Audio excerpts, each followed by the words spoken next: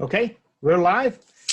We want to welcome everybody back to our series called Relevant Conversations in This Current Crisis. Again, this is a series where we have really made an attempt to build an online community, an online forum that we can come together and we can share our perspectives, we can share our concerns, we can share our angst, we can put our griefs on the table, but we can also put our ideas and our hope as well. And hopefully in doing so, really build a bigger empathetic bone to help each other understand what everybody is facing in this crisis so that we can all better be compassionate toward one another, empathize with one another. There's so much to try to wrap our hands around and understand as we all learn to try to cope with this very changing, shifting sand landscape of this new world that we're living in. And so to that end, very excited to have representatives today from Commerce Lexington, which is our Greater Lexington Chamber of Commerce.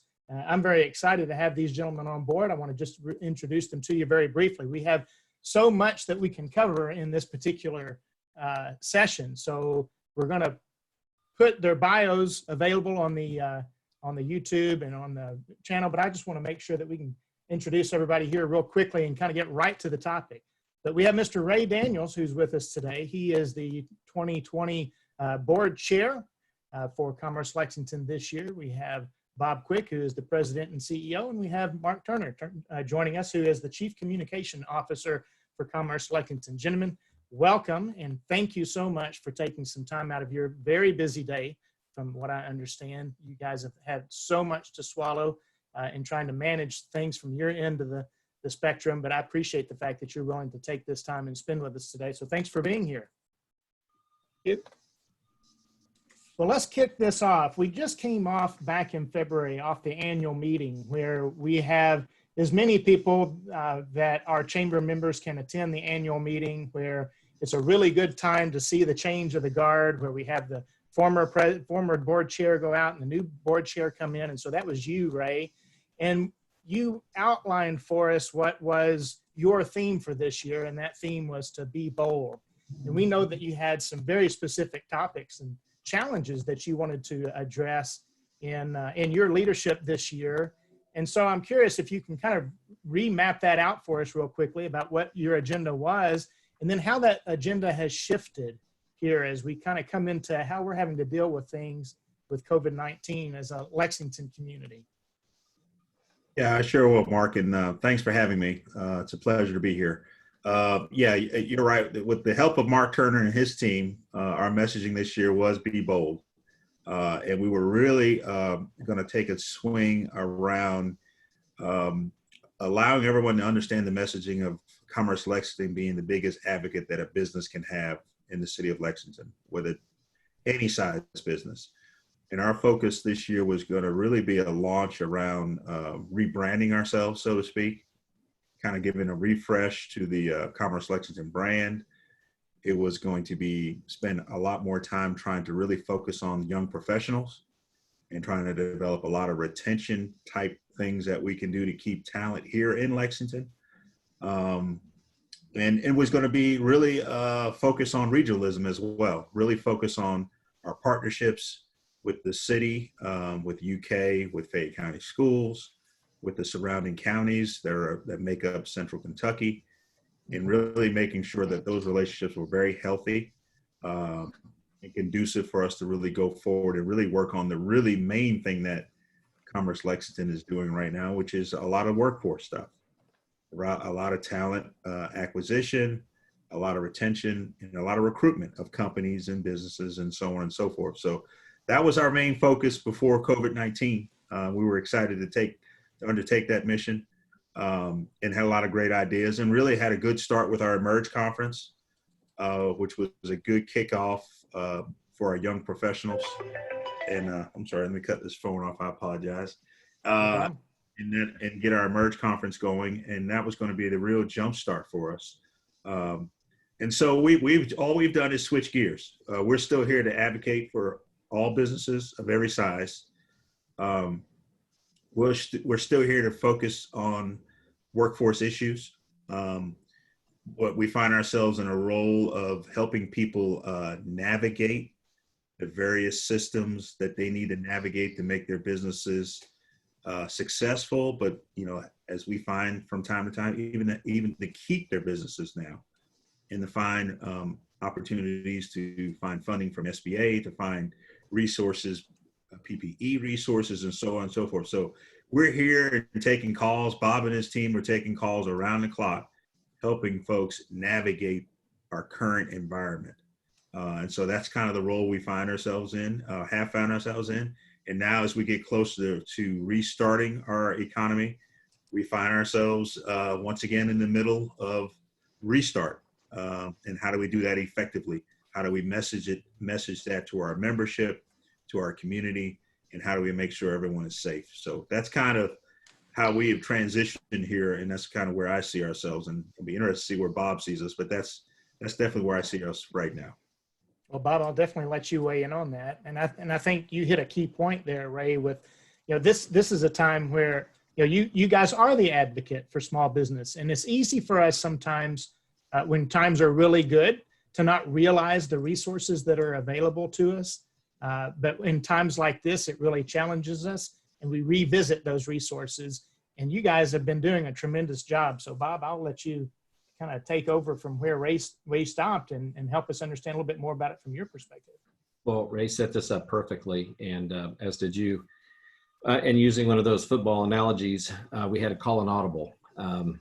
Everything was going along just right, and then all of a sudden, it's like the wheels came off the train here of the car, and we found that this is not like a natural disaster. This was a human-made disaster. There's no blueprint anywhere, not only as a business or our businesses or nonprofits or places of worship impacted and so on and so forth, but first lives were impacted. It seemed like, and Mark, I think, can attest to this too, that some of the first calls were people wanting a reassurance that we're going to be okay. Then they wanted to know, where do we get help? Because financially, you know, this was all painted in a very serious way because it was a serious issue and people didn't know about their livelihoods. And before people can really focus on their business, they've got to make sure their family or as an individual they're taken care of and they know that there's a safety net. It just seemed like every time we turned around, there was a different curveball thrown at us. And again, as I said, there was no blueprint to follow. So we've had to create a blueprint as we went. And as we all know, that there's never been a government shutdown of the economy like this one. So much unknown. And what we found, we have a staff of 20. We have an incredible base of volunteers that they were doing many things within the community for their business, for themselves and for others, but they were right there with us. So we just had to kind of come together, figure out how to do a lot of things at once, let the pieces sort out, find the right priorities first, second, and third. And then even within industry sectors, we would find that the questions they had were different based on their makeup, based on the size of the company. You had essential businesses that got to keep operating, and you had non-essential. And so there was, you know, and you would have manufacturing. Let's just take the manufacturing sector. You had both folks in each group, and it was really difficult because we had to answer so many different questions. So people needed information. And Mark, as our communications chief, had to keep rebranding and recrafting out that message every time we got something from the CDC or the White House, or when Congress passed bills that the president was signing on funding, all the way back to the governor and state health department officials, and then down to the local level. And we really had to synthesize that. We had to sort through it and figure out how to make sense of it so that people weren't more confused. So that's, in a nutshell, it seems like, Ray, it seems like our annual dinner at the end of January was a lifetime ago. Yeah. And I say every morning when I get up, super early in the morning, next thing I know, it's 8 o'clock at night, and I thought 5 minutes just passed. And it's like every day. And then after a while, you have your peaks where you're wore out and you're mentally shot, and you got to figure out, how do you take a step back, kind of regenerate and recuperate and go forward. So I hope no one ever has to deal with this. The last time we had something similar was 1918, 1917. with the pandemic back then. There wasn't a whole lot there's a lot we could learn from that era, and there's a lot we could not. Technology has totally changed it. Think of this. Think of what we're doing right now. That this was not that viable an option for the community just a few years ago. And yet without this, think of what would be going on. We wouldn't be able to get together. It'd be hard to talk. So we've all had to make a lot of adaptations. Those affected, which includes us, we all have families. They were scared. And then here we are trying to figure out how to step out. And then we're out in the public initially for a period of time. So you can kind of see there's just a lot of unknown, a lot of uncertainty. And what I'm most proud of, and we had a Zoom staff meeting this morning, is I talked with the folks about how we've affected lives first, and then businesses and nonprofits and churches and synagogues second. And it's been challenging, rewarding, tiring, but it is what it is. And we'll come out stronger because that's who we are as a nation, as people. And then one other thing I would throw out is what makes me even more proud is the mayor has set up these subgroups, and they're meeting now. And if you could, and you had the chance through Zoom to dial in open meetings laws, allow everybody to Zoom in. If you would just hear the dialogue and the conversation going on, gives you a lot of pride that we have some really good minds. People are very level-headed about this, and they're developing plans on how we go forward. That's great. And Mark, I will tell you, I think you've done a phenomenal job in your role as communications, chief communication officer, because just the emails that are coming out that are keeping members informed, it almost feels like it's on the minute. And I'll be honest with you. I mean, I get a ton of emails every day, and my business partner, Gwen, she'll often come in. She said, "Did you see that email from Commerce Lexington?" And I hadn't quite gotten to it yet. Or I've gotten to it and it had more information in it than the email that I had already relied on before. And so you've just done curating all of that information has to be an absolute monumental task. And you've done a Herculean job of doing it.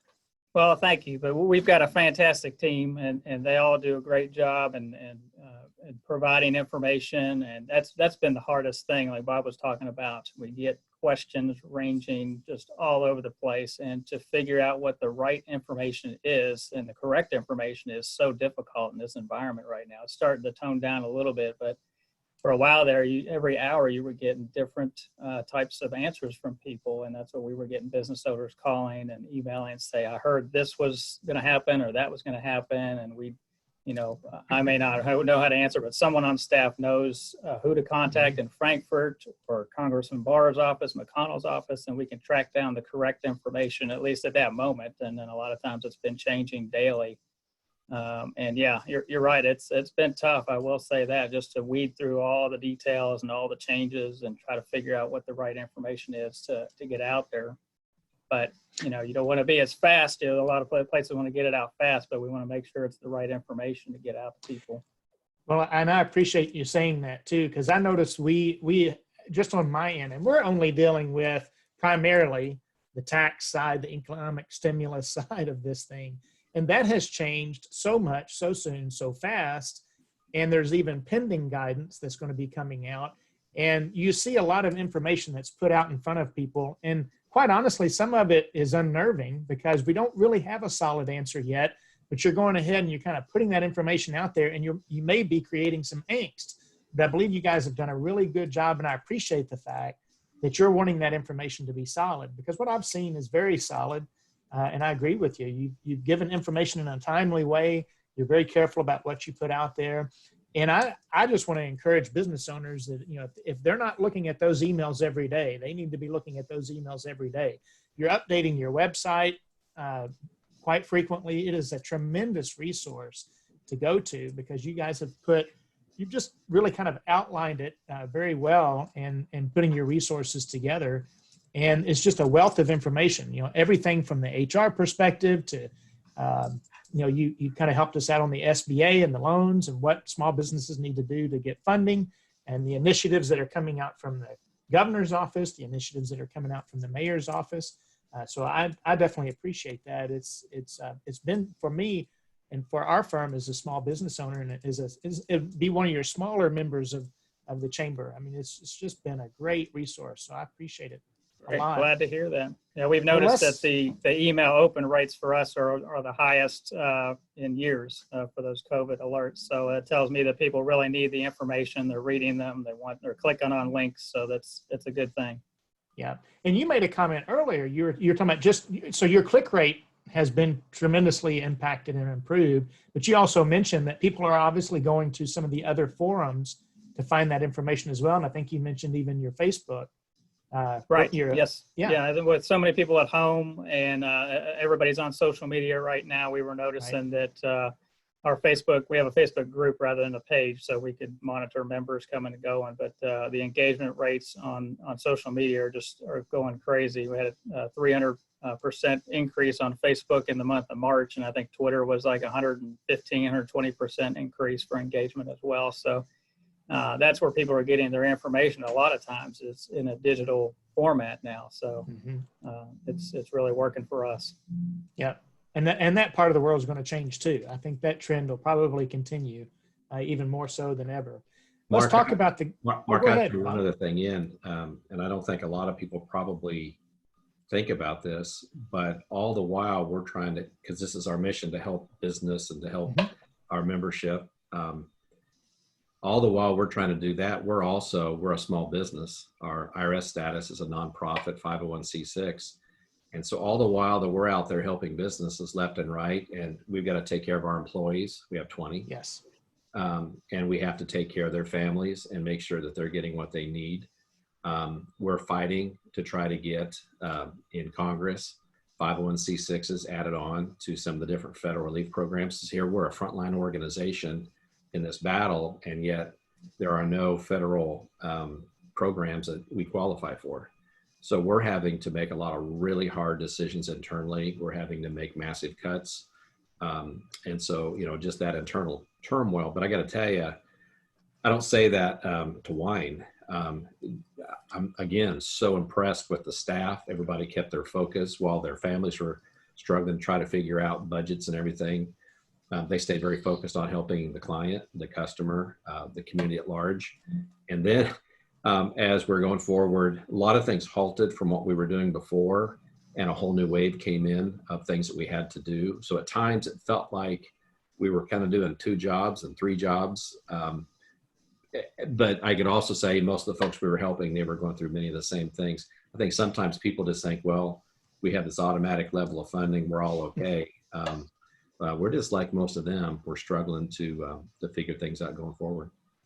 Well, I appreciate you bringing that to our attention, because I think that's easy to lose sight of is, you guys have to operate yourself. You have to take care of your own family, if you will, in addition to the fact that you're putting yourself out and you're making yourself available for all the other families of Commerce members. And that's really, really important. And I appreciate that. And I hope that's not lost on anybody. So we want to continue to support you, and hopefully that others will rise to that occasion too, because there's no doubt you guys are carrying a lot of water here on your shoulders as you're trying to help the rest of us figure this out too. So let's talk about that for just a minute, because we're coming up with just in days of being 2 months in to I guess what some people have caused the great pause, where we're all at home and workforce isn't fully back, and we know we're going to phase that in according to the governor's plans. And we got phase 1 that's going to start on Monday. We have the other phases that will come in as long as the statistics, from what I understand, as long as the statistics are good about the number of cases that we have that we're facing, is that we're going to phase back in. And one other thing, I appreciate the fact that you said frontline, because let me just pause on that just a minute, because I do think the healthcare industry deserves so much of our support and our credit, and our prayers and our thoughts. But really, you are right. Being the representative of business and commerce and the economy here in Central Kentucky, I mean, you guys are the front line to that, and you're still having to rise to that occasion in spite of all that's going on. And we need to respect that too, and we need to understand what a weighty responsibility that is as well. But let's talk about the phase in. Oh, go ahead. Thing on the front line. That's a good point. So we do represent businesses in the economy, but in an amazing way, everything else in our community functions in concert with us. So we work with nonprofits. We work with True. school district. We work with our social services. We work on the overall health of Lexington, because the overall health of Lexington matters to our business community to a whole. So any impacts that people have tend to impact us. So we always work on it. One of the things that I'm very proud of is the business community was very early on, very vocal about the need to get more tests. And I'm proud that the governor was able to get more testing here in Lexington. And more testing in the minority community in particular, which we've seen increased testing. So that just shows you how a lot of the connectors that we have always come back to business. The overall health of our economy is the overall health of our people. And so we're kind of connecting on all fronts when it comes to that. That's true. And I appreciate you stopping me to bring that to our attention, because that is definitely true.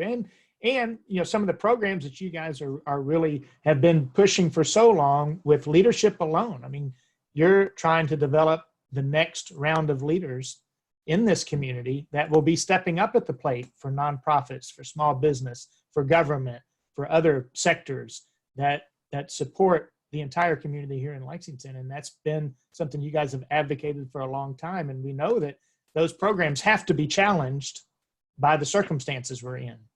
Let me also add, Ray said something earlier that I think is very important, and that is our year of being bold was to provide a stronger footprint out in the region as well. And one of the things that we did early on as the COVID-19 was unfolding is that we reached out to all the area chamber CEOs. And again, to those that much is given, much is expected in return. And what we did is we reached out to those folks as well to say, how can we help? Can you help? And, it's always amazing. They may be smaller entities, smaller chambers of commerce, or smaller economic development groups. But when we come together, the benefit goes both ways. So, we also reached out into the region, talked to some different leaders just to make sure that if there's something we could be doing to help them, that we did and we could. And so it wasn't just where we had to focus internally and just say, let's just take care of those people in Fayette County. I think we have a responsibility to the region to also to reach out and be helpful if we can. Very great perspective. The rollout here of the phase in of everybody coming back to work. I think everybody's a little bit holding their breath, and it's a bated breath for May 11th. And so help us understand, I don't know exactly the full degree to which you guys are having to face this, what kind of questions that you're getting, the feedback that you're getting from small businesses as we're kind of heading into this phase one. But what are some of the greatest challenges? What are your needs, some of the greater needs as we face this deadline coming up that we all need to be conscious of, and that we can even, step up to the plate and assist, along with you? Well, one thing I would start with would be to say, as I said earlier, COVID-19 affected people in a lot of different ways, even within similar industries or lines of business. And so the questions, so the most important thing I think we have to do is help communicate, which is what Mark Turner is doing, and I think very effectively, keep providing communication on the guidance that's coming out, number one. And then as companies call us and they have a lot of unique questions, we've got to get answers back for them as soon as we can. And then we got to figure out how to incorporate that back in to our communication pieces. So I think right now it's about communication. And again, no small fact is too small. All these things add up and have a different impact on, on different businesses.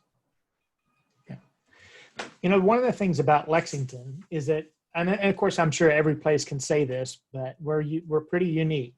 You just look at the website and you look at the facts that you guys try to keep in front of us all the time about how we come up in the rankings of various polls as far as, very low cost of living, best place to retire, best place to live. all those facts that you have that come to light, just looking at the 2018, 2019, even the 2020 list that's already long as far as the accolades that are given for Lexington. How do those come into play during this COVID-19 situation? When we faced the housing crisis and we faced the financial crisis back in 2008, what seemed to me, and I was living outside for a little while. I kind of took a little hiatus from Lexington. I lived in St. Louis and Kansas City for about 8 years before coming back. And it was somewhere I always longed to come back to, and I came back to it. And one of the things I liked about Lexington is it seems to be, and correct me if I'm wrong, but it seems to be a little impervious to some degree to the national standards. If the nation's kind of down here, Lexington doesn't seem to be quite down so far as that statistic may be concerned, if we're talking about the financial crisis, or when you're looking at, best places to live, and you're looking at, the economic center of influence that we have in the locality. What is it that's to our biggest advantages and favors here that'll help give us some hope to pull through this as we phase in and ramp up? And does it look like, based on our characteristics, that will rebound quite well, given our economic conditions? What do you see as far as those things are concerned?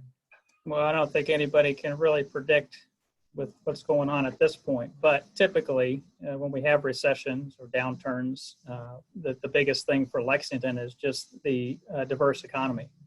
So we don't have all of our eggs in one basket like a lot of cities do. That's usually where it comes in. If healthcare is strong, there might be strong manufacturing, could be strong at one point. So it kind of gets us through these tough times. Now, this is something we haven't seen before. So I don't know how that's going to shake out, but I wouldn't bet against Lexington, coming out stronger than we were before. So, and it'll be interesting to see how those rankings and things fluctuate going forward, because a lot of those things are based on previous years, years information. So we'll have to see how that shakes out after that. Well, this is very different than the recession of 2008 and that 2010 time period. And we lost 500 very small business members. 40%, almost 50% went out of business. And to me, that is just absolutely startling. But we survived that. And I'll never forget one of the rankings that came out was a very strong drilling down into local economies. And what Mark Turner just said, we have an extremely diverse economy. We were named the #2 economy in the country, or for city with an economy in the country, to come out of the recession. So we're not recession proof, but when you take the type of higher education level we have here, when you take the healthcare community that we have, when you take the professional services, the manufacturing base, and I know we're talking a lot about Fayette County, but you can't talk about one city or one county. You got to talk about a region. Think of Toyota. Toyota paid their workers when they weren't producing cars in the Great Recession and now. And think about that. That keeps money in people's pockets, which keeps it in the economy. Without companies, corporations like that, and Toyota's not the only one, but without that type of a makeup, we are not who we are. Mark, when I first came here, this was my 3rd Chamber of Commerce I've been at, and I'd had people all the time saying, "Oh, Bob, we're very different. We're a very special place." And, and I would be kind of like inside. I never said it outside, but I'm sitting there thinking, yeah, the last 2 communities told me the same thing. Right. I'm here to tell you, this is a very different place. And it's very different because of the makeup of the people. The people are the ones that 10, 15, 20, 30, 50 years ago balanced the economy. At one point, we were very ag related. And we've fought not to lose what makes one of our global brands, which is the horse, which is our landscape. That could easily be gone. But the people, they're always trying to figure out the balance. So the economic balance that we have. But behind the people, what I go back to, it goes back to me, kind of the character of who we are, number one, what makes us up. And then number 2, we're very entrepreneurial. And that is the basis of our workforce. That every community across the country is not quite that way. There are many, but that's why when you see us now in a lot of our rankings, we're towards the top.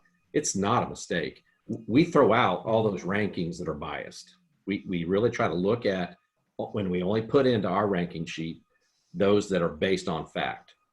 And that's what carries us. So it's a real testament to past leaders. And I always say, I try to say at every event I'm at, I thank the crowd that's there, the existing businesses, because they've made us who we are. And we're walking on the shoulders of people before us that had the foresight, the talent, again, to have a diverse economy, a balanced economy, and then to make sure that those balances, that we don't lose something. The past two communities that I was in, and this is forever ago, they didn't have a brand. We would pull our hair trying to figure out what's our brand. We have 5 global brands. And now when people see our names on these rankings next to all the top cities, the Austin, Texas, Raleigh, North Carolina, Greenville, South Carolina, I mean, all these rankings, our name is right next to and towards the top of all these communities, cities that we think of as being the elite, the best. Well, guess what? We're 1, 2. Ray, I'm curious about your perspective. You're not native to Lexington, right? When did you come to Lexington? I came to Lexington in 2008, right at the stock market crash and recession. And I witnessed all of the above from an entrepreneur's point of view, and the diversity of the economy really stands out, having lived in several different places. This engine here is driven by entrepreneurs. But I own 15 restaurants in the middle of that crisis, and I got to see the economy kept a lot of our businesses afloat in that diversity. And it's even more diversified now than it was in 2008. So we continue to work on that. But what I really see is when people are in a crisis, they don't naturally work together unless they have a history of working together. And you can tell in this city that there's a history of working on issues and problems together. And I'll give you an example. A lot of people are grappling with how do we deal with childcare with this notion of restarting. And you're amazed when that question comes up. It's amazing how many people are actually working on trying to solve that problem, and how many folks are working together to try to solve that problem. And that's just an example of when Lexington is faced with an issue. There's not one person or one group or one segment that figures it out. Everybody gets together and forms a group, a task force or a committee, and kind of come with some common knowledge of the issue, and we work together to try to figure it out. And that's a sense I've always had when I moved here. It was pretty unique to this region. You don't see that everywhere. And I think that helps, that's definitely helping us now in this crisis. Okay. So when you mentioned childcare kind of being one of the things that have even come up as we look at this return to work that's kind of on the horizon here on May 11th. But Bob, we were talking earlier about some of the other bigger challenges that these businesses are going to face, and how you guys are doing your best to try to curate that information and make sure that you're providing every resource that you can make available. I mean, there's lists and lists of people. I even noticed when you're talking about even the personal protective equipment, there's lists of those that are available on your website. What are some of the business owners kind of coming to you with that seem to be the top 2 or 3 issues that they're concerned about and asking you guys to help them navigate? Well, I go back to some of the initial issues are still some of the issues that we have where people are still trying to get that guidance on what the requirements are and then how it fits their business. So I think until we get into May 11th and we start in that first week, I think the questions are going to be similar and they'll be more tailored to those businesses, because what we find is that people want to do the right thing. But as you said, we're starting to get feedback on issues like childcare, in some cases transportation. There's a concern of how do we build consumer confidence that in a restaurant where we're going to have to put a lot of spacing between tables and where the turn, the turn of those tables is going to be critical for a company or for a restaurant trying to be able to survive. And, how do they do all that? How do they make sure that their employees have the masks on, and that everybody's following all the rules. It's not that they wouldn't want to, but sometimes we go back to old habits, and we're trying to create new. So there's just so many different things in play. But now that we are closer to that restart for a lot of folks, again, childcare is going to be a very significant issue. People having money to pay, so unemployment insurance, people having getting that done, getting it set up properly, because we've already had some hiccups even on our side with some of our folks. And how do you navigate through that through those systems? So it's just a lot of stuff. I don't know, Mark, on the surveys we've done, safety, employee safety. If you're that business owner, manager, you want to make sure you're doing everything right. So making sure that with the temperature, the tests that people are taking, it just seems like every day we turn around, and many times a day, there's just a different question that pops up that may be unique to that business. But we just got to figure out how to answer them. And some of them are difficult to get answers on. Yes, they are. The biggest thing that I've been getting questions on are HR, human resources driven, and now legal stuff, because employers are concerned about, okay, what is the right way to handle a person who says, well, I don't feel safe to come back to work, or I can't because my child's at home. And everybody, I hope, is being as flexible as they can with those situations. But there's very little guidance that people know about how to proceed with those things right now. So a lot of the HR questions are coming up. What do I put in an employee manual or handbook for this COVID stuff? And now the legal aspects for a business that's reopening is a big thing. So it's a wide range. And when you're talking about so many different industries, the questions are different for manufacturers than they would be for a tech company or something else. So it's all across the board. So Mark, it's interesting. Mark Turner says that because a week ago he started putting together a very complete document, because we have CDC stuff, we have state directives, we have local, and what we've had to do is simplify. So we've got a document that it's pretty much done, but we'll start sending out so people can follow that. Mark said something very important, is that now we're going to have to go in and look at our employee policies and procedures manual and figure out how do we adjust that and make it pertinent to the times. So a lot of different things, but again, a lot of those items which we give talking points to, or we tell them, go to the law firm you deal with, go to your accounting firm, go to the different places where you've got trust, you've got a relationship, and start working through those issues with them. So that document that you're talking about there, I guess that'll be made available to all chamber members. Is that going to be in paper? Is that going to be in just downloadable from the website? How are you going to? It'll be on the website. Yeah, we're calling it more of a starter introductory guide to reopening your business. So we've looked at, like Bob said, a number of different outlets: CDC, OSHA. Talked to some human resources people. It's got information on the governor's recommendations and requirements in there for reopening. It just gives and most of our members are small businesses. So you're talking about 50, 60 employees or less is the majority of our companies. And it's just going to give them ideas of ways they need to look at their business differently. So there's just so much information out there when you look at these different websites. So we've kind of boiled it down to these are the 5 or 6 main points that you need to really just address off the top. And then if you are more of a segmented industry like manufacturing, then there's additional guidance on that you're going to have to go find through the state or the Manufacturers Association or one of those that can help guide folks that way. So this will be more of a simplified version of things that you can do just right off the bat to get ready to reopen.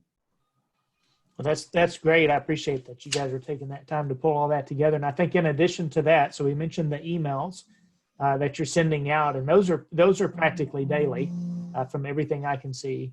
Of course, that resource that you're going to make available, your website is being really kept up to date. And there's some really interesting sections on the website that you've made available. And I know, Mark, you've been responsible for trying to highlight different businesses who've stepped up to the plate. And I think you call it your kudos. Yes, yes. Yeah, So it you kind want of, to talk about that? like a lot of things, we steal ideas from different people. So if anybody has seen John Krasinski's Some Good News episodes he does on YouTube every week or so, they're just phenomenal to watch. So we were thinking, hey, there's so many good things going on in the community. Let's highlight as many of the companies and members and individuals that are doing something for others and other companies and stepping up and saying, hey, we'll do this, and there's no charge for it or whatever. So we've got a section on the website. It's called Kudos Corner, and we do a lot of just promoting the companies that are doing a lot of good things, and we put them out there on social media and different things. So just send them in when you see people doing good things. And further, one other thing I forgot to say early on, but on the website is, it wasn't everyone laying people off. It were other companies that were trying to find workers. So when you go to the website, there was that place where you could go and, get immediate help by getting, another job. So those started off as we started hearing different people talking about the concern where we had, again, the companies that needed workers and they didn't have that forum. So every day, not only is it an email going out, but it's Mark sitting there thinking about, okay, what's the next thing that we've got to do to be, days, weeks ahead of folks before that need comes about. Yep. I saw that on the website where you have employers that are listed that are seeking candidates for jobs. So that's a good resource. It's a growing list. Came up within about the first few days when this all started going down in mid-March. And I think we were getting calls from people both looking for jobs and companies calling and say, hey, we know a lot of people are being laid off. We need workers. So there's a ton of companies that are still hiring different people.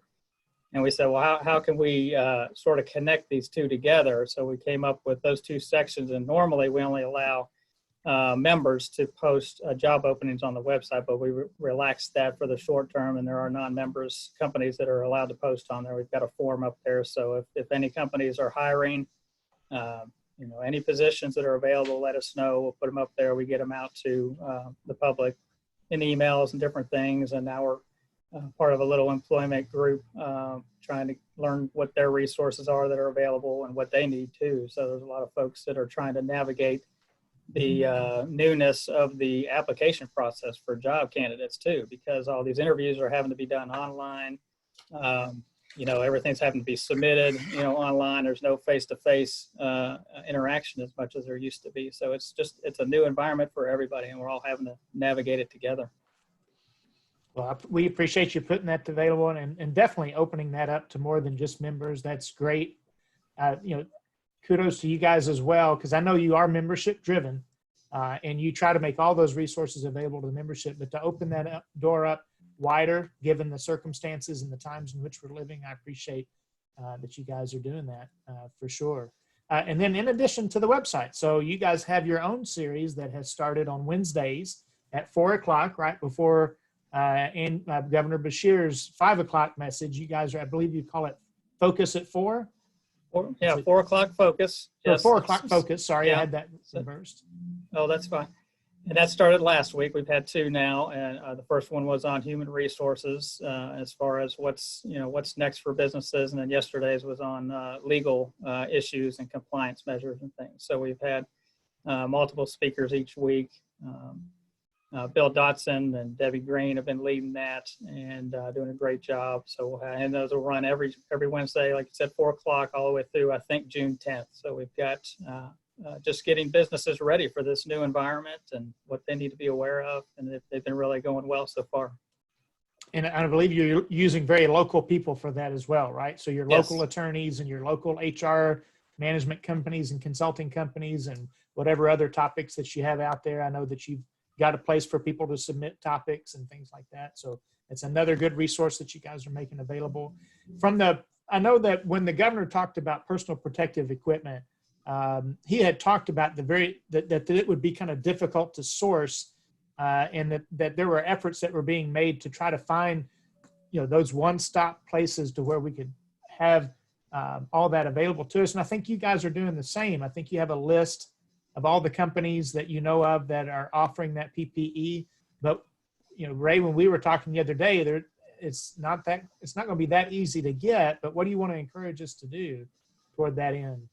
Yeah, I would encourage folks to go to our site. We do list the companies that are selling. The Kentucky Chamber has a site as well.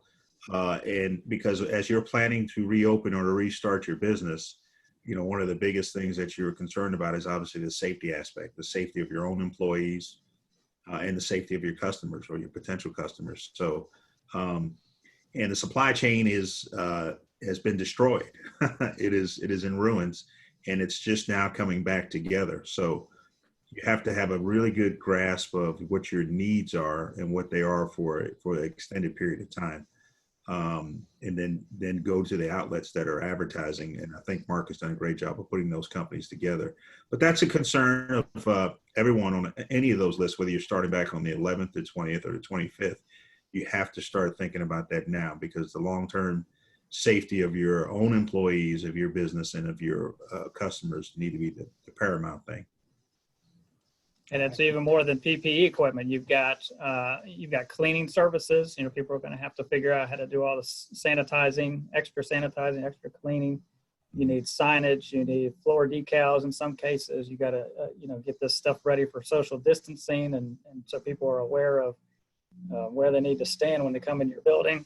So it's a lot more than just the PPE, although that's very, extremely important. There's other aspects that even I didn't even realize at first. And when you start thinking about it, you're like, oh man, this could be burdensome. So think about that. One of the surveys that I heard, some polling that was done, 60% of the people are going to be slow to go back into businesses until they feel that they are very safe. So all those things that Mark was just talking about, businesses are going to have to make sure that, not only do they do that extra sanitizing, cleaning, but how they get the word back out so that people will want to come back in. And again, it may not be a food establishment. It could be any type business where they feel safe to walk in that door. So it's not like all these things are just going to happen overnight. It's going to take us as business people to really show our customers and potential customers that we have done everything that we need to do and that we're still taking social distancing. The greatest police on all this is going to be people coming in that door and again, feeling that it's safe. And if they don't feel that way, people talk. So it's going to be very incumbent upon business to do everything that they can to show, not just to their employees, but to their customers that they're safe.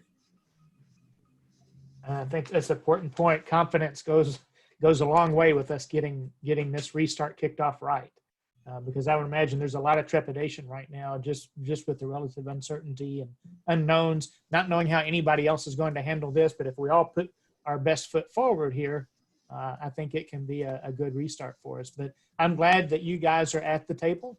I appreciate it. I appreciate so much the rapid communications that we're getting to try to keep us up. I appreciate the leadership that you guys have put forward in really trying to be that one-stop resource. And I know, as you guys have admitted, you don't know all the answers, that you welcome the questions, because Bob, you were kind of behind why we entitled this "Solutions Begin with the Questions," because that was what you put forward as really how we're going to get this going. We need those questions to come in. And so as you curate those questions, and we want to encourage people to send them in so that Commerce Lexington can do their job and they understand what the hot button issues are and they understand what the needs are. Because if we don't know the needs, we can't address those needs. So we want to encourage everybody to participate in that, because you guys are taking your job very seriously. And kudos to you, Ray, as well.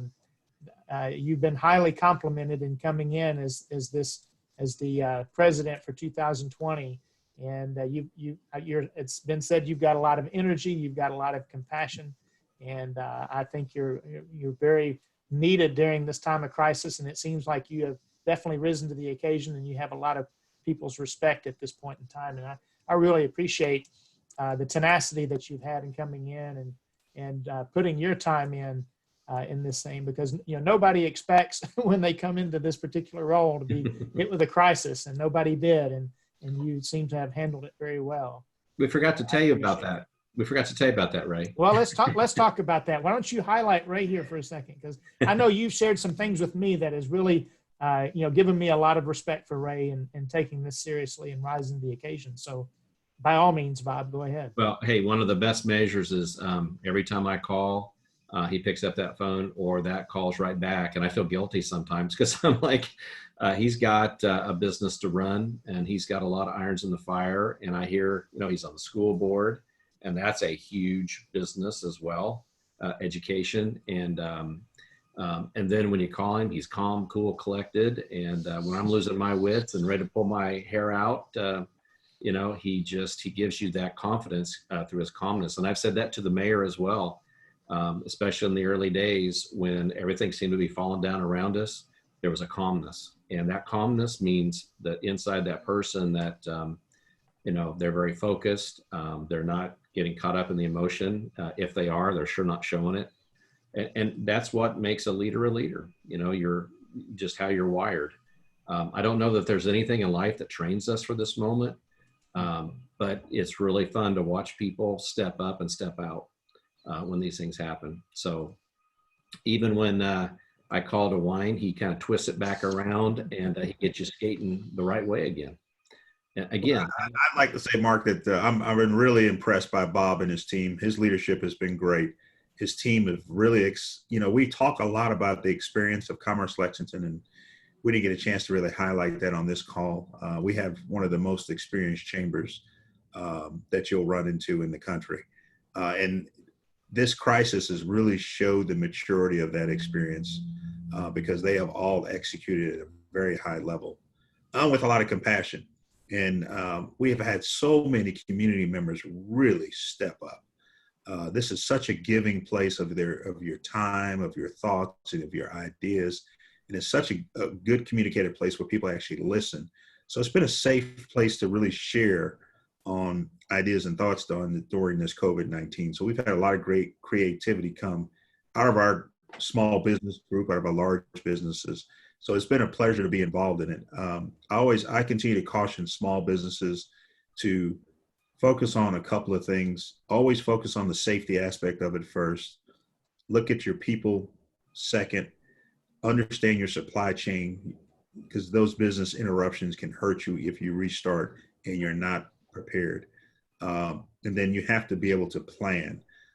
This is a very serious situation that we all didn't expect, but we've got to be able to plan our way around this and understand it.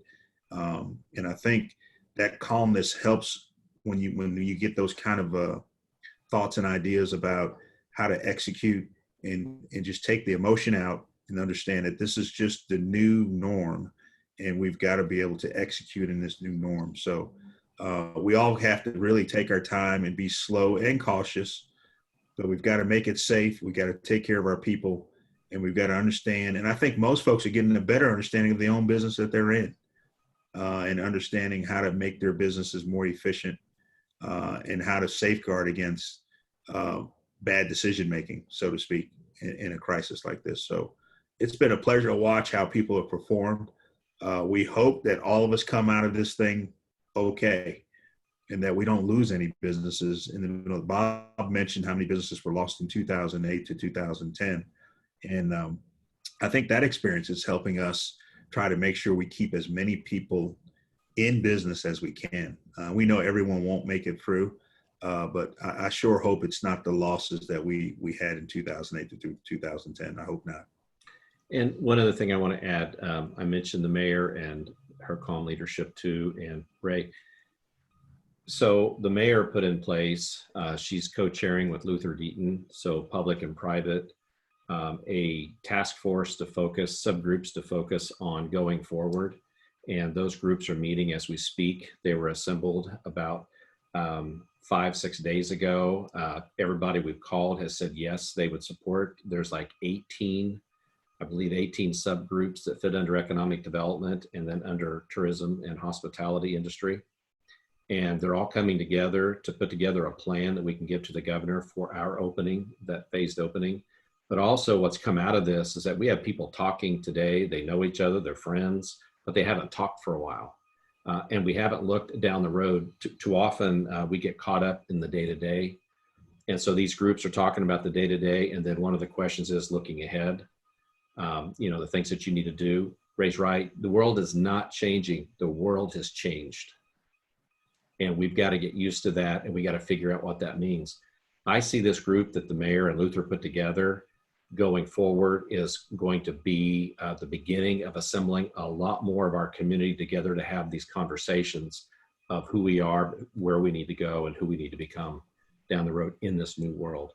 So it made me think of that because Ray has agreed to chair the Government Economic Development subgroup, which is one of the more significant groups within that makeup. And again, here's just another example. He's got school responsibilities. Now he's involved with the mayor's group set up. And again, then being our chair, that gives us confidence to know we have people in the community that'll be there for us. Absolutely. Well, we've hit on the keys for sure. And I think you did, Bob, when you said, communication. Yeah. We all have to talk. We all have to come to the table. We all have to not only express our needs, but express our concerns. And if it is that you're watching and you don't exactly know where to plug in to help, I'm sure you can give Commerce Lexington a call, tell them what you're able to do, and they could probably, I'm sure that there's plenty of needs that you guys know about, but if anybody's struggling to know exactly how they can step up and step into this situation, that you guys can steer them in that right direction. Can I throw out one more thing, Mark? Sure. I know, quickly, I would challenge everybody who listens in on this. There is somebody on your street, there's somebody maybe in your family, there's somebody in this community that you know, that it could be of any different age group. Reach out to them. There's a lot of people who are alone and scared, nervous. There's mental health issues.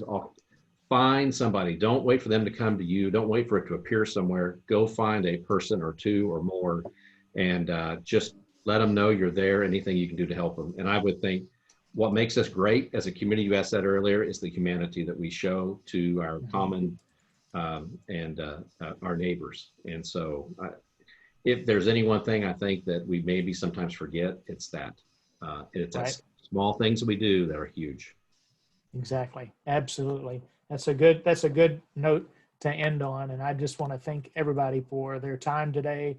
I appreciate, you guys coming to the table in this forum and sharing those things with us and helping us better understand the resource that you are for us. And we appreciate the mountainous job and task that you guys have to try to help on all fronts. And as you said, it's not just business. It's community efforts. It's at the government level. It's at the nonprofit level. And you really do kind of permeate everything that makes Lexington. And we appreciate the fact that you guys are so connected and that you're taking very seriously your job and that you're taking it to heart. It's the compassion that Ray talked about earlier that is very evident, and very much appreciate that. Any parting thoughts here as we kind of wrap up? I mean, any of your personal, biggest takeaways out of this whole situation that's just kind of made you push the pause button personally that you're willing to share? I think we've all learned through this whole experience that there are a lot of things that we hold dear that we may have taken for granted before, that we are just realizing and enjoying. And I don't think we'll ever take those things for granted ever again. I think there are things that have allowed us to really spend time together, understand who's important in our lives and what's important, and really refocus on those things. And that's a good thing. That's not a bad thing. We were down in Charleston, South Carolina for one of our leadership trips, and we had a videotape of the former mayor, Joe Riley. And I'll never forget, and C.B. Akins the other day reminded me of this. He had a quote to us, and it was, "Unexpected disasters catch you where you are." And so we've got to take where we're at and figure out how we move that needle way ahead for protection, for preparing for the new. But we did. We got caught where we're at. And again, I love this community. I can't think of a better community to be in if any type of disaster ever hit like this one. And we'll just roll up our sleeves and we'll figure out how to get to the end game and make things right. That's very encouraging. Very encouraging. I appreciate that. Mark, I didn't mean to take away from you here. You're the curator of all communication here. So I can only imagine. We'll just keep moving along as we have been. Well, you guys stay encouraged. I want to continue to encourage you, and I appreciate the encouragement that you've been to me and the encouragement that you are, I'm sure, to everybody that's listening here. Appreciate your time today. Our thoughts and prayers are certainly need to be focused on each other. And as you said, Bob, we just need to find even the smallest ways in which we can serve each other. We've got to communicate, we've got to collaborate, and we've got to serve. And to me, those are the biggest takeaways from today's talk and what we need to be doing. And I think we'll all rise to the occasion, and we can certainly come out of this not only okay, but I think we can come out of this stronger, and that would be my hope. But thank you guys for your participation today. I hope everybody has a great rest of the day. Again, go to Commerce Lexington's website, join the chamber if you've not joined the chamber yet, so that you can get dialed into all the communications. There's a lot that's put out on the website. There's a lot that's put out on the email, the webcast that they're making available, the information that they're looking to put together for the benefit of the community at large as we look to phase back in starting May 11th. They're just a tremendous resource, and I want to encourage everybody to take every advantage of that. And at the same time, we need to figure out every way in which we can support and help them as well. But again, thank you guys for being here today. I believe this has been an extremely relevant conversation given the current crisis, and you guys have risen to the occasion of that. Goodbye, everybody. Thank you for attending today. Thank you. Thank you. Thanks.